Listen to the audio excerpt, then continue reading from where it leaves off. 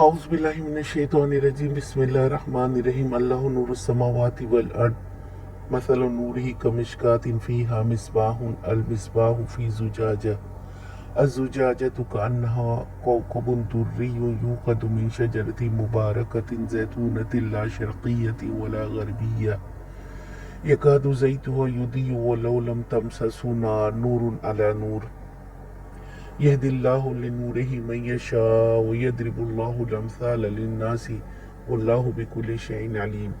اللہ آسمانوں اور زمین کا نور ہے، کائنات میں اس کے نور کی مثال ایسی ہے جیسے ایک طاق میں چراغ رکھا ہوا ہو۔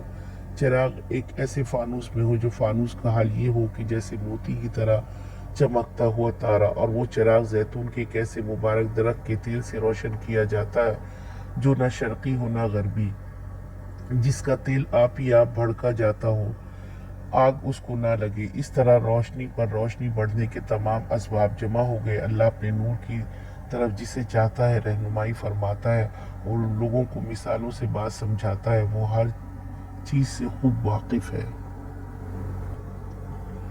اللہ آسمانوں اور زمین کا نور ہے، اللہ کا حجاب نور ہے۔ اگر وہ کھول دے تو اس کے نور سے وہ ساری چیزیں وہاں تک روشن ہو جائے جہاں تک اس کی حد نگاہ پہنچے۔ وہی نور ہے اور نور کی طرف ہدایت دیتا ہے۔ نور دو قسم کے ہیں، مخلوق غیر مخلوق۔ اللہ کا نور غیر مخلوق ہے۔ مومن کا دل اللہ کے نور سے روشن ہوتا ہے۔ ایسا نور ایک شیشے کے قندیل میں زیتون کے بے مثال چمکتے ہوئے تیل سے روشن ہے، اور جب اس کو نور کی ہدایت ملتی ہے تو مزید روشن ہو جاتا ہے۔